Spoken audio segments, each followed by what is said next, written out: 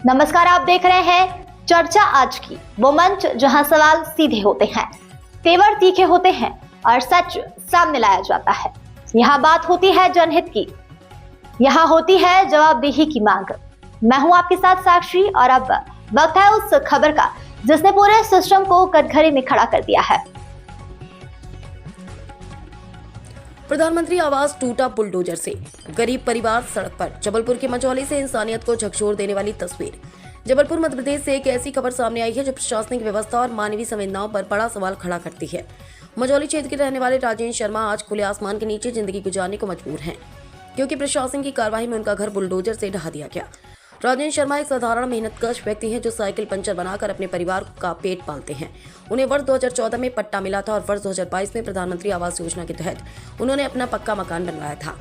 लेकिन उन्हें क्या पता था कि जिस घर को सरकारी योजना के तहत बनाया गया वहीं एक दिन प्रशासन के बुलडोजर का शिकार बन जाएगा। पीड़ित राजेंद्र शर्मा का कहना है कि जब वे अपने भाई की 13वीं कार्यक्रम में गए हुए थे, उसी दौरान बिना किसी पूर्व सूचना और नोटिस के प्रशासन ने उनके घर पर बुलडोजर चला दिया। घर गिरा दिया गया और पत्नी व 2 बच्चों के साथ उनका पूरा परिवार सड़क पर आ गया।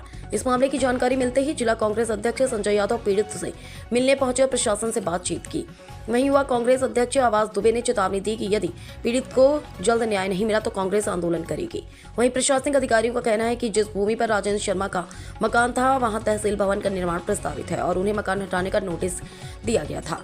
प्रशासन का यह भी कहना है कि पीड़ित को दूसरी जगह प्लॉट दिया जा रहा है, लेकिन बड़ा सवाल यह है कि जब प्रधानमंत्री आवास योजना के तहत मकान बनवाया गया था तो वह अवैध कैसे हो गया। यदि जमीन विवादित थी तो योजना का लाभ कैसे दिया गया। और राजेंद्र शर्मा का परिवार खुले आसमान के नीचे है और यह मामला केवल एक व्यक्ति के घर टूटने का नहीं बल्कि सिस्टम की जवाबदेही का भी है। क्या राजेंद्र को मुआवजा मिलेगा?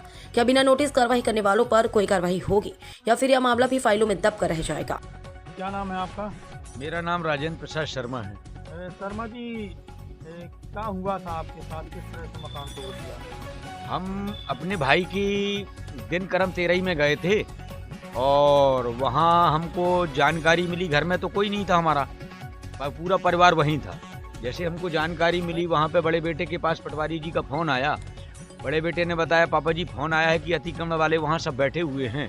तो हमने कहा कि बेटा एक काम करो, थोड़ी बात कराओ हमको पटवारी जी से। हमने कहा बात कराइए थोड़ा, तो बात करे। हमने कहा भैया थोड़ा रुक जाओ, हम 4 बजे बस है हमारी, इसके पहले हमारे पास कोई साधन नहीं है, हम आ रहे हैं।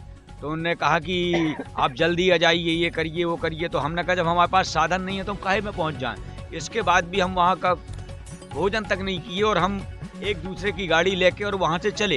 तो मझगमा के उसी पार 6-7 किलोमीटर आगे हमारी गाड़ी बंद हो गई। फिर हम महतारी बेटा तीनों उस गाड़ी को घसीटते हुए मझगमा तक पहुँचे और मझगमा जैसे ही पहुँचे तो दिखवाया गाड़ी को दिखवाने के बाद हम यहाँ जब 4 बजे पहुँचते हैं तो देखते हैं कि यहाँ हमारा सब कुछ बर्बाद हो चुका था।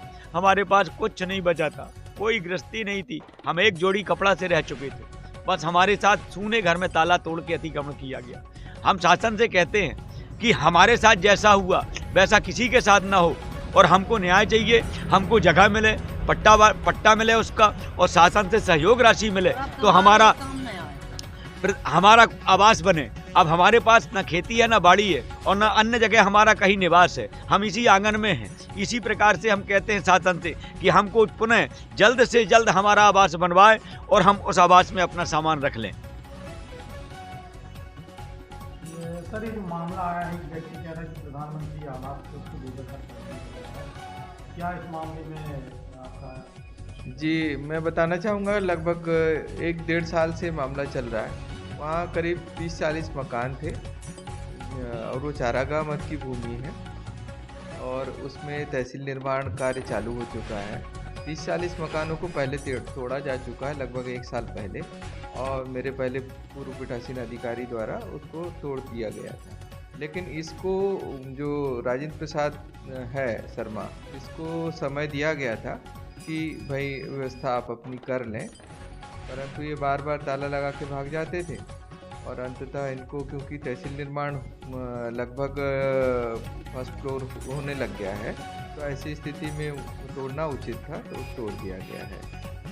प्रधानमंत्री आवास कर दिया गया, वो एक अलग जांच का विषय है कि कैसे किया दिया गया है, वो बहुत पहले स्वीकृत हुआ है तो उसका अलग से जांच की जाएगी।